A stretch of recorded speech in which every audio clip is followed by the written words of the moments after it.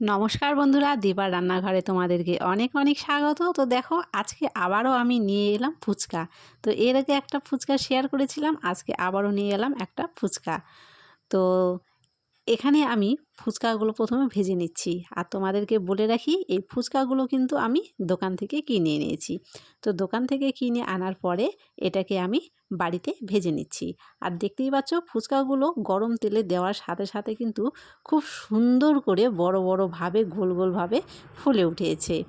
আর তোমরা তোমাদের ইচ্ছা মতো ভেজে নিতে পারো। যদি মনে করো যে একটু লাল করে ভাজবে তো লাল করে ভেজে নেবে, যদি মনে করো যে না একটু সাদা করে ভাজবে তো একটু সাদা করে ভেজে নেবে। তো তোমাদের যেরকম ভালো মনে হবে সেরকম করেই ভেজে নেবে। তো আমি এখানে ফুচকাগুলোকে আজকে একটু লাল লাল করে ভেজে নিয়েছি। আর প্রত্যেকটা ফুচকাই দেখতে পাচ্ছ কতটা সুন্দর গোল গোল হয়ে ফুলে উঠেছে। আর তেলটাকে খুব ভালো করে গরম করে নেওয়ার পরে ফুচকাগুলো যদি তোমরা ভেজে নাও তাহলে দেখবে প্রত্যেকটা ফুচকায় এভাবে বড় বড় হয়ে গোল গোল হয়ে ফুলে উঠেছে। তো ফুচকাগুলো আমি এখানে ভেজে নামিয়ে নিয়েছি একটা পাত্রের মধ্যে। তো চলো এবার আলু সেদ্ধটা তৈরি করে নিই। তো প্রথমেই এখানে আমি আলু সেদ্ধ করে আলুটাকে ম্যাশ করে নিয়েছি। এবার এর মধ্যে কিছু উপকরণ দেব। তো প্রথমেই এর মধ্যে আমি দিয়ে দিলাম কুচি করে রাখা শসা, তারপরে দিয়ে দিলাম পেঁয়াজ, তারপরে দিয়ে দিলাম ধনেপাতা, আর এখন দিয়ে দিলাম কাঁচা লঙ্কা। ঝালটা তোমরা তোমাদের আন্দাজ মতো এখানে ব্যবহার করবে। তারপরে এখানে আমি দিয়ে দিচ্ছি মটর। তো এই মটরগুলোকে, যে আমরা ঘুগনি খাই যে মটর, সেই মটর, এখানে মটরগুলো আমি ভিজিয়ে রেখেছিলাম অনেকক্ষণ সময়, আর খুব ভালো করে ভিজে নরম হয়ে গেছে। সেই মটর দিয়ে দিয়েছি। দিয়ে দিলাম স্বাদ মতো লবণ, তারপরে দিয়ে দিলাম একটু চিনি, তারপরে এখানে দিয়ে দিচ্ছি চাট মশলা,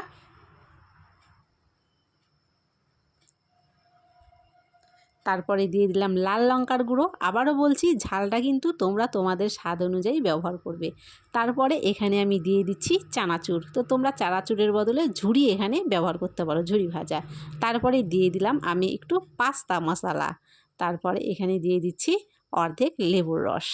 তো দেখো, সবগুলো উপকরণ কিন্তু আমি এখানে দিয়ে দিয়েছি। এখন হাতের সাহায্যে আলুর সঙ্গে সবগুলো উপকরণ খুব ভালো করে মেখে নেব।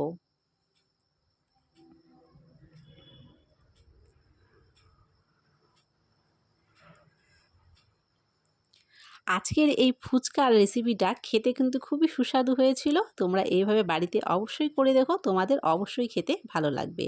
তো আমার আলুটা মাখা একদম কমপ্লিট হয়ে গেছে। আর এখানে আমি তেঁতুল আগে থেকেই ভিজিয়ে রেখেছিলাম যাতে তেঁতুলটা নরম হয়ে যায়।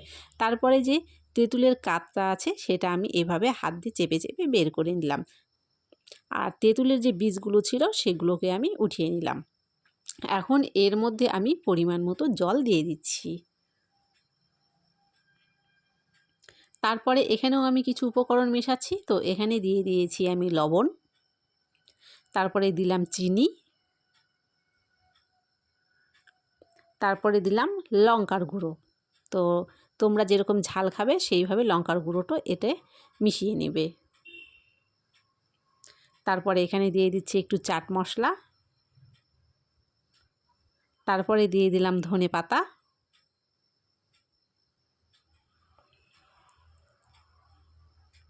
আর দিয়ে দিচ্ছি একটু কুচিয়ে রাখা শসা, আর দিয়ে দিচ্ছি লেবুর রস।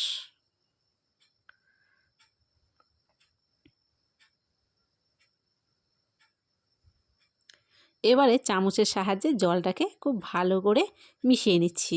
তাহলে চিনি আর যে লবণ দিয়েছিলাম সেগুলো গলে যাবে। আর জলটা আমার একটু কম মনে হয়েছে, সেই জন্য পরে আমি আরও একটু জল এখানে মিশিয়ে দিলাম। তো দেখো, রেডি হয়ে গেল আমার সব ফুচকার উপকরণ। তো এখন আমি ফুচকাগুলো এখানে ভেঙে ভেঙে তোমাদেরকে তৈরি করে দেখিয়ে দিচ্ছি। ঠিক যেভাবে দোকানে ভেঙে তৈরি করে ঠিক সেভাবেই এখানে আমি ব্যবহার করছি। প্রথমে ফুচকা ভেঙে তার মধ্যে আলু সেদ্ধ দিয়ে তারপরে এই যে তেঁতুল জলে ডুবিয়ে নিলেই রেডি হয়ে গেল আমার ফুচকার রেসিপি। তো আমার আজকের তৈরি করা ফুচকা তোমাদের কেমন লাগলো অবশ্যই জানিও। আর এভাবে করে খেলে কিন্তু ফুচকাটা খেতে খুবই সুস্বাদু হয়। আর আজকের ফুচকাটা খেতে আমাদের খুবই ভালো লেগেছে। তো তোমাদের যদি এই ভিডিওটি ভালো লেগে থাকে অবশ্যই একটা লাইক করে দিও, চ্যানেলটিকে সাবস্ক্রাইব করে দিও, আর আমাকে সামনে এগোতে সাপোর্ট করো। আর তোমরা এভাবে বাড়িতে অবশ্যই বানিয়ে খেও। আর তোমাদের সকলকে অসংখ্য ধন্যবাদ ভিডিওটি দেখার জন্য।